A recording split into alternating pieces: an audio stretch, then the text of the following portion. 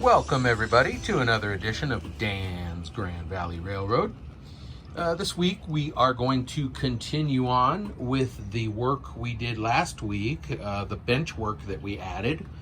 We're gonna go ahead and get the tracks. So I've got a left hand and right hand turnout. So depending on what we need, and I've got 6 9-inch sections of straight track. So we're going to pull up this little section we hear with the bumper stop, and we'll tie in here and we'll figure out where we want the switch to come. We'll split the tracks. One will come straight and stop here. The other one will go into our building. That's going to be our maintenance building.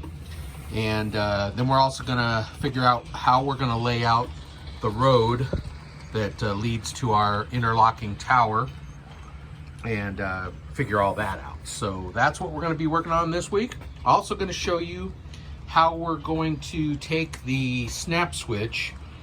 Let's see if I have one here.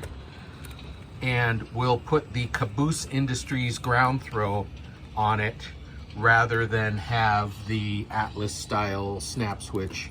The reason I have these here, I haven't gotten around to digging into the ground here to make room for it. That's another project coming up. This one is still wired to the transformer, so if I turn on my AC transformer, I can throw it manually. I still have the switches under here for that. The other switch was this one over here, and that one ended up burning out on me. Just went up in flames one day. So that wasn't good, so I replaced it with a manual one. That'll be one that I put a ground throw in also. I've got to build up the ballast here a little bit and work on that. It's a little hard to get to being in the middle of the layout, but that'll be a project for another time. So we'll do this work today. We'll get this laid out, get that ground throw put in there, and that's what we'll do today. So let's get to it. So what the game is now, I have to lay out the pieces. I've got the switch out of the packaging. I've got several small pieces of track. I've got several of the Atlas 1 inch, 1.5 inch, and 2-inch pieces. So what I need to do is lay it out to see how it's going to work. I'd kind of like to have the building over there at the end, so I have to curve it, make it work. I may have to pull back this piece here. You can see there's some partial ballasting here. This is actually one of the straight pieces that I took out of here when I put the switches in. So that's some of the stuff that was glued in, I never got out. But I'm gonna have to remove some of this, probably put a smaller piece in here, and then push this switch back a ways to make the curvature work correctly. So that's what we're going to start doing here. Some of the tools I like to use an old putty knife. That gets in real easy and lifts up on the track nails, and then you can just pull them out. Also like to have some diagonal cutters to get in there and get those out. Some needle nose if you need it. And then I have this really neat little hammer that works perfectly for when you've got the track nails pushed in where you want them, you can tap them in, tap them home. So neat little hammer. So let's see what kind of track configuration is going to work for what we want here. Okay, I think I've got the right configuration, the way I like it. So I've got the switch here. Trains will miss the landscaping there. I've got an 1.5 inch piece here, 1 inch piece there, quarter turn, 9-inch straight, 1.5 inch, 1 inch. Sorry, this is 1.25 inches. So that'll give me 2 fork off. I can have park some trains here, and then this of course can go into the shop. Now just setting this here, I can tell I'm going to have to do some modifications because that office sits right on the other track. So that's the reason that we use the cheap for sale sign stuff when we're doing a mock-up, so you can see where you've got to make changes. I might reduce this down a little bit more, or for right now not even have a building there. Maybe I'll just develop this road right here where you can turn off the main road. I'll fill this in. We'll have a little road that comes along here to lead to the tower, and then we'll consider a building over there, maybe something smaller or maybe nothing at all. But at least the expansion gives me more places to park some cars and trains and do some more switching. So I'll go ahead and start tacking these down. I don't ever tap the tacks all the way down until I'm real happy with it. So we'll just get them tacked in place so everything looks straight and everything's lined up. I like to go up line a little ways here and make sure that the lines are straight, which I like that a lot. It lines up with this line here on the other side of the tower. So yeah, it's looking pretty good. So I'll go ahead and tack those in place, and then we'll put our switch in, our ground throw. Okay, I've got the tracks, I've got all the rail joiners in, and as you can see, I've got the track nails just holding it down. That's the beauty of the cork, is it holds it down nicely, and then when you tap it in, it actually goes through a little bit and goes into the wood. So then you've got a real nice solid contact surface. So I've got the tracks parallel. Everything's lined up. We'll just take another look from back here. Just making sure everything is good. And I'll go ahead and just tap the nails down. That's where this little hammer comes in very nicely. So I'll just pick one of these little nails and tap it down. Just want to be sure you do not hit the rails. You don't want to mash the rails down or cause any damage there. And just go along and tap them in. Doesn't have to be real hard. It's that's the nice thing. If we decide later on we want to change this around, you just take your handy dandy little putty knife and pop it up, and you can reconfigure this any way we want. So pretty good. All right, so let me finish that. I'll go ahead and get the rest of these track nails nailed down. Then we'll go ahead and put this ground throw in here, and we can do a little bit of landscaping. I'm thinking a road for right now over there, and we'll go from there. All right, now's the time that you want to test it. Make sure that all your connections are good. I don't solder my rail joints in case I want to change this around or whatever. I just don't. I didn't do any of the track on the layout, so I don't do it on the yard. There are a couple down there that I did just because I couldn't get a good connection, but for the most part I don't. So let's test it out here and make sure that we've got power all the way to the end.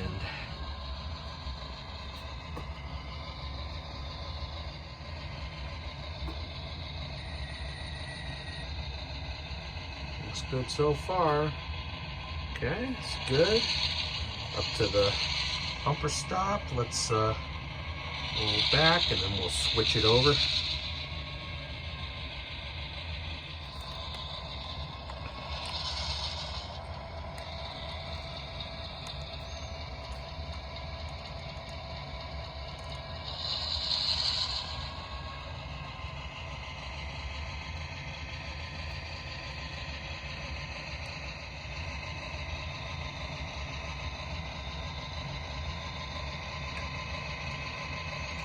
All right, looks like we have power all the way to the end, so very good.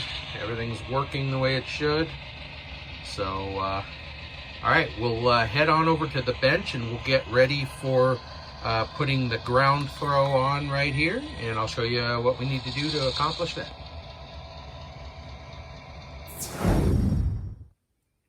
So I use the Caboose Industries number 5218S ground throws, and they are sprung. On a previous video, I told you why I like the sprung ones, because it keeps the switch with some pressure over to the side so that there's less derailments.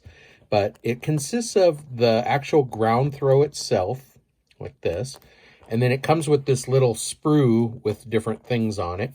This is the base that this sits on, like that. And then these guys are different pieces that are for different switches. The one we're going to use today is this one right here for the Atlas switches. And as you can see, I've got a drill that I'm pointing with, but we're going to go over to the layout and I'll show you what we need the drill for. But we're going to take our sprue cutters and cut this off, and it installs onto this part of the throw. It fits right in there like that. Of course, the other way around, but it slides in there and snaps in, and then you've got your complete throw. So we're not going to use these other ones. We're going to use this one here. All right, I've taken my sprue cutter and cut that little piece off. So you just make sure that the pin is facing down and fit it into this little receiver there. And it'll only go in one way. Of course, there we go. Make sure it's good. And then just take your fingers and squeeze it till it snaps in. Now it's in, and there's what we have there for our ground throw.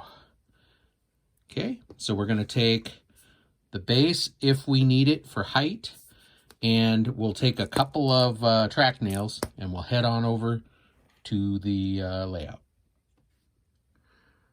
Okay, over here at the layout, the first thing we want to do is take this little arm here that controls the switch, and we'll just push it down and disconnect it from the switch itself.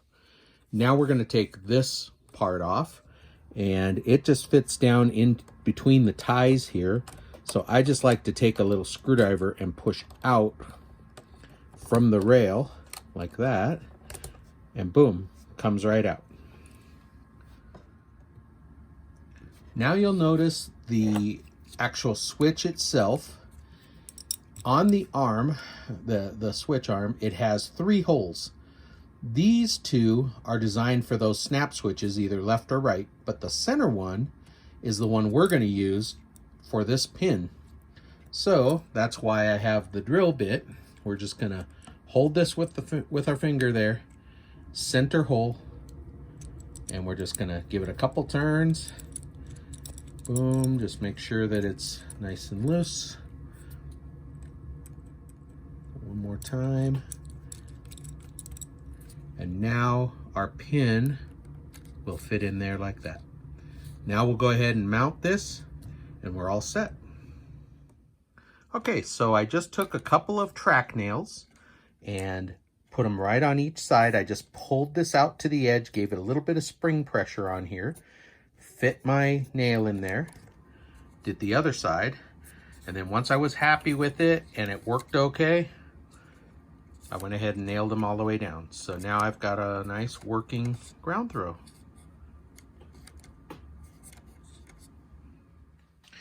Okay, I'm gonna take just a little bit of plaster, so just something I had laying around, some joint compound just for drywall.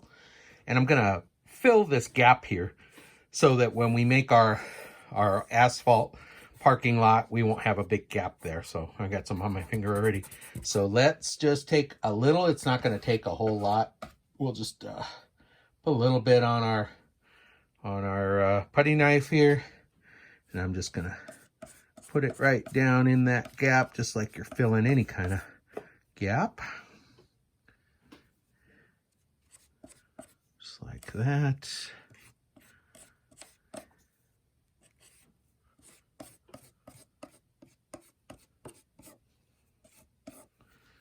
Want just a little bit more right over here.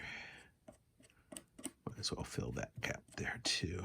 Okay, Now remember, it's going to shrink down a little bit. If you've ever done any drywall work, the joints will shrink. So it's always good to have it sticking up just a little bit.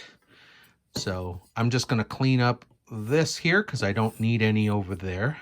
I certainly don't need it on the edge there. And that's fine there. I'm just going to come back a little bit here like that. And when this dries, we'll hit it with just a little bit of sandpaper. We'll smooth it out nicely and paint it. All right, for the road to transition into the yard, I decided to take some spare styrofoam and I made this little wedge shaped with a little bit of a contour to it, a little bit of just a little ramp to it there.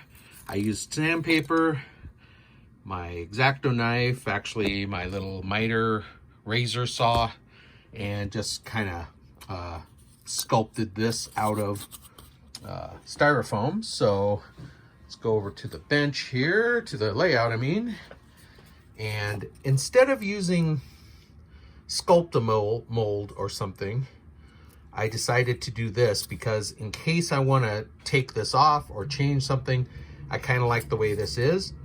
This fits right in here like that, and I'm going to glue it down with some hot glue. I've got the gun ready to go. I'm just going to glue it down there, and then I'll make sure that this transitions nicely into the road just by sanding it. I'll paint it black, and then we'll have a little road going over to the parking lot. All right, we've got that all installed, the styrofoam block there, and we've got it painted black. I went ahead and hand painted some asphalt color right along there to join up with the parking lot for the tower. This is still wet, so we'll let that dry good, and then I'll just sand it a little bit, touch that up with some asphalt black, and touch up the parking lot a little bit, make it blend, and it'll be good. So there you go. That's it for finishing up the bench work there and getting that little yard expanded. So still gonna figure out what we want to do with a building here, if at all. That's why I didn't take too many pains with that. I will be adding a little bit of turf and stuff just along here, just like I did over there. I gotta wait until the black is dry, and then we'll add a little bit of that, and maybe just along in here. I didn't ballast any of the tracks on the yard, just because if I want to change things around, it just makes it so much easier. So I won't be ballasting these tracks, but we will put a little bit of turf and some dirt and different things along here. So, all right, well, that's all we have time for this week. I really appreciate you joining me today and finishing up that little yard expansion. I think we are up to 375 subscribers, which is amazing. Thank you so much for everybody that takes the time to subscribe and comments. Your questions, comments are always welcome. I try to answer all of them, and really, really appreciate it. So for this week, that's all we've got. Thank you so much. Be sure to check out my Teespring store. I've got a link down in the description below. And if you want any cool merchandise, we've got the Teespring store going, so check it out. All right, until next week, thank you so much. Take care, and we will see you next update.